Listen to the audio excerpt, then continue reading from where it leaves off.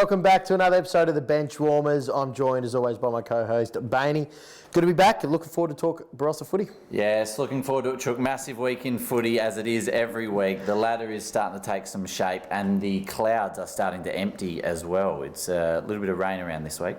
I was wondered where you're going with that, but it was nice. First, it would be the most unbelievable time. I mean, we still had beautiful conditions on Saturday, but that rain Thursday, Friday, it's felt like an eternity since we've seen that. Yeah, it's good for the grass, good for the garden. Rain, rain, water my garden, as they say. Shout out to Andy Strawbridge, big fan of the show as well. Hey, let's thank our sponsor, The Exchange Hotel. We've got to thank them, do a wonderful job, looked after us each and every week, along with all our sponsors that make the show go to air. I'm looking forward to getting into the Feel Good Fill-Up. Let's have a quick break, thank our sponsors, and then we'll be back with that.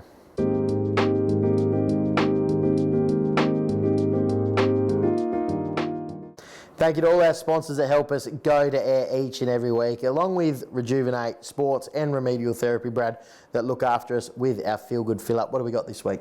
I've got something massive for us, Chook. We know we love when the Aussies head overseas and take on the English, and we know it's even better when we get the win. This week, Dylan Twiss, a Perth lad, has taken home the cheese at the annual Gloucestershire Downhill Cheese Rolling Race. As the name suggests, Matt, all the competitors raced down a 180-metre slope after a 4-kilogram wheel of cheese.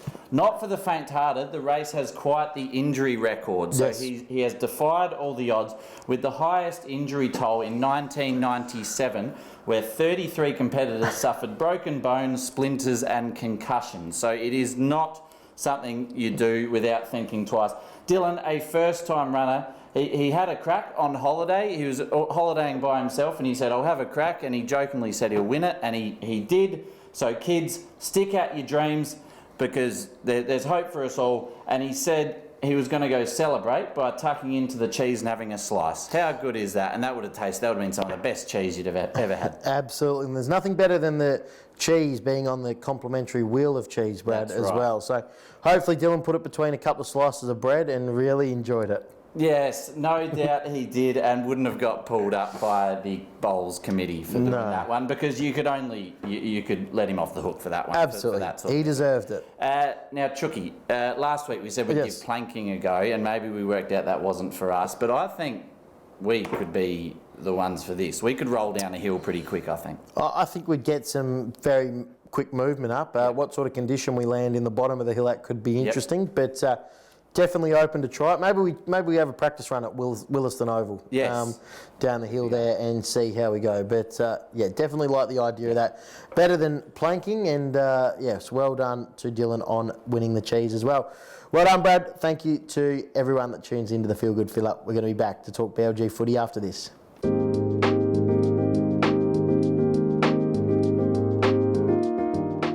Yes, and let's get into the round 8 action in the Barossa Game 1, Brad. Barossa District taking on Angaston. Barossa 10-8-68, defeated by Angaston 17-11, 113. My Panthers getting the job done. You are a big Panther man. They are your second team, Chook. They've got a lot of good players out there and a lot of good blokes as well. So do Barossa. Both teams, a lot on the line this week in that game, and both trying to keep their seasons alive. That's how tight it is at the top. For Barossa, it was Drew Best. He's just a star that keeps on giving. And Griffiths with 2 goals. For Angaston, it was Corcoran, Best, and Durden, your boy, 7 goals, which puts him 3rd on the leaderboard with 27 for the year.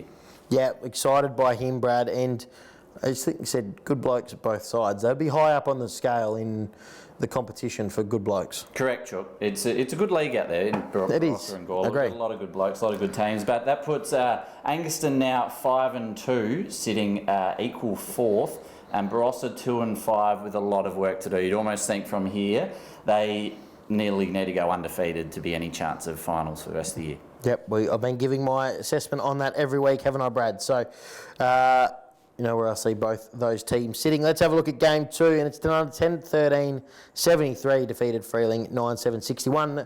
A great battle and a great fight from Freeling, and interesting to see Tanunda. They've put away some good sides, kicked some big scores, but Freeling took it right up to them on the weekend. They did, Chook, and we know they can do that. Freeling are always in the hunt and definitely make some of the top teams earn it. For Tanunda, it was Cowan best on ground. He's a star, and probably we haven't talked about him as much as Linky and Calhoun and that. Cowan, he is a superstar, and he's fit and he's tough as well, so he'll be very handy at the pointy end. And for Freeling, it was Heinrich best on ground with 3 goals. He just gets better with age. Yeah, well, I think he's a skipper of the footy club now, and usually when they're in the game, he's kicking goals, and you usually find that he's then getting best on ground there. So excited. Well done to Benny, one of the talk about great men. Yep. He is one of them as well. Let's have a look at South Gawler, Brad. Or Sorry, Calhoun wasn't named, so a few others at Tanunda had to stand up. Sorry to cut you off, but Linky is now second in the lead, the goals for the league on 28 and hasn't missed a game. So we're following that closely. But and I think with Calhoun not playing, I think that might give Linky a little nudge in the Schluter medal as well. Oh, yes, good call. Votes. No, good call, and there's 2 or 3 points for each game, and there's 55 points for the Tanunda game. So you really like Tanunda at the moment, which is good to see. South Gawler taking on Gawler Central in the rivalry. South Gawler 20-10-130, defeating Gawler Central 10-18-78.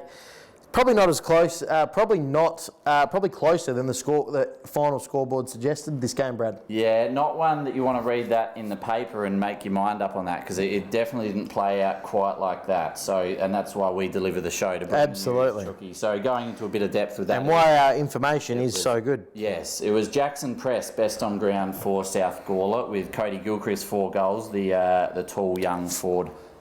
4 goals in 10 minutes. 4 goals in 10 minutes. He's a star. Yep. He can break the game open. Brad Mitchell best on ground for Gawler Central with Dylan Bell 4 goals career best. Well. Career best. And another bloke playing at his skin, Sean Brading, 3 goals for Gawler Central.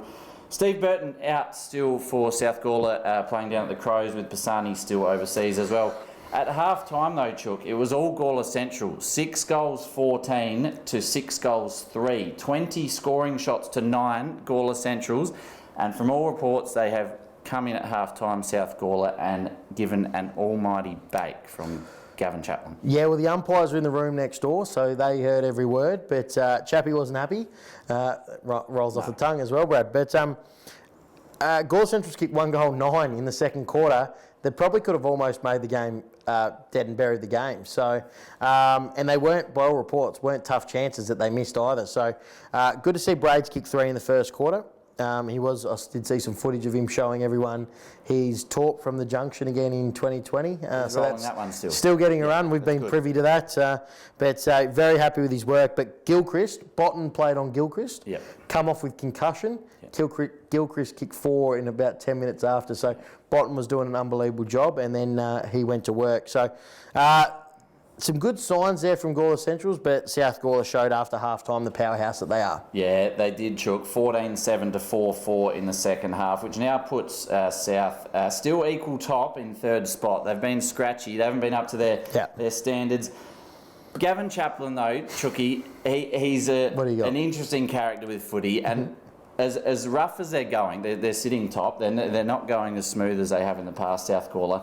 I think he'll like this, Chappie. I think he'll like being able to give a bit of stick to the boys.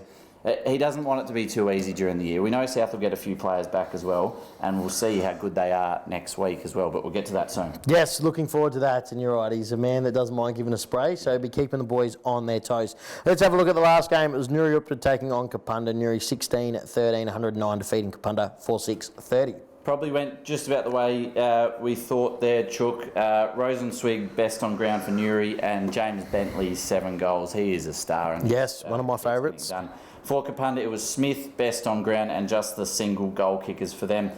Scores were all tied up at quarter time, Chook. So Kapunda, as they do, they get themselves up for these big games against the better sides. But then it was all Nuri after that, only letting up 2 goals to Kapunda for the rest of the game after quarter time. They're a great defensive unit, Nuri, so they would have been sometimes be a bit of feeling out in that first quarter, especially when you're playing a side for the first time in the year, and you can see after quarter time they adjusted and put the foot down. So we know the powerhouse they're going to be, so very exciting for what's to come from them, Brad. So thank you very much for a nice review and some pretty good information there from your sources around the Barossa, mate, as well. So well done. Thank you to everyone for tuning in. We're going to have a quick break, come back to have a look at round 9.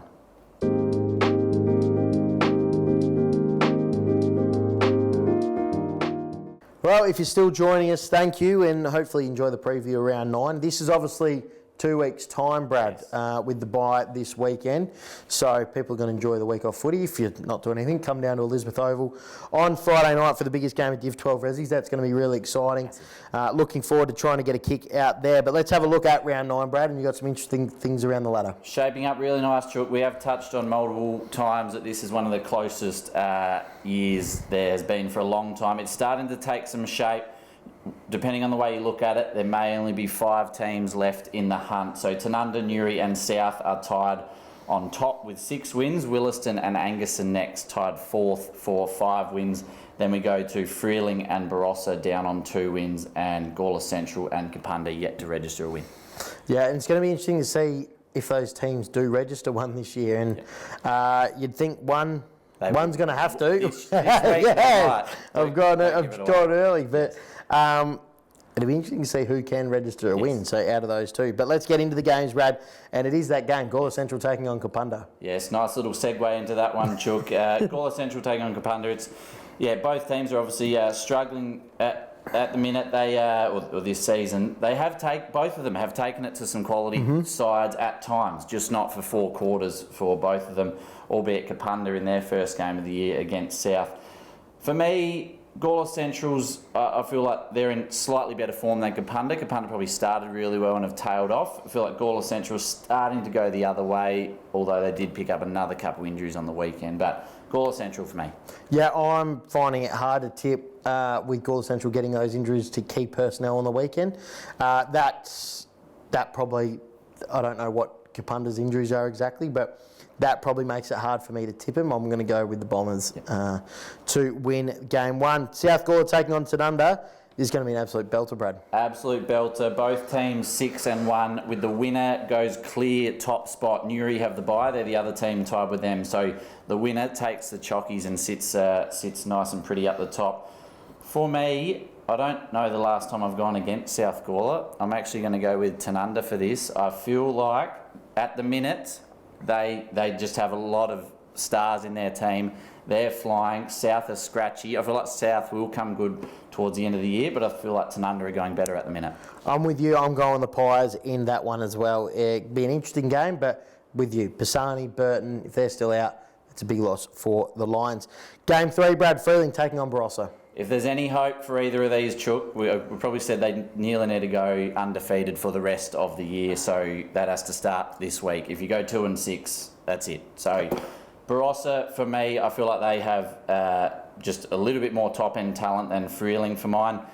That should put them 3-5 and with some hope. So Barossa for me. Yep, I'm going to go with the Redlegs. I like the Redlegs. I'm very happy with how they're going, and I think there's a bit of confidence there at the moment. And home game, I'm just going to go with the home team, take the easy option. So that is the thought process there. Angaston taking on Williston, another belter. Another belter. It's massive games across the... It's 4 games, Brad, where the teams are on the same win-loss ratio. I didn't pick up on that. Usually I'm first on the numbers. Well, you did write the numbers. Huge. That is massive, so thanks for flagging that one. Angaston at home for this one. Both teams 5-2, trying to keep in touch with that second chance finishing in the top 2. For me, like with the other teams, I feel like Williston just has a little bit more firepower up top, and they got that grunt in them for the big game. So Williston for me. I like it. It's a hard game to tip. I'm going with the home team again, taking the easy option. So I'm going to go with the Panthers in that one as well. 3 tips, we've gone different, Brad, out of the 4. But as you said, as I said, you picked up through the notes and the hard work that you do. 4 games with teams on the same win-loss ratio. So it's going to be a great weekend of footy, and I'm excited to see what the winners and the losers of the weekend are. Doesn't get much better than that, Drew. No, it doesn't, mate. Thank you very much for joining me. Thank you to the viewers for joining us as well. And as it's been stated on this show, 2 weeks' time, there's a big round of footy coming. So make sure you get out, watch your local team, get behind them, and we'll see you all in a couple of weeks.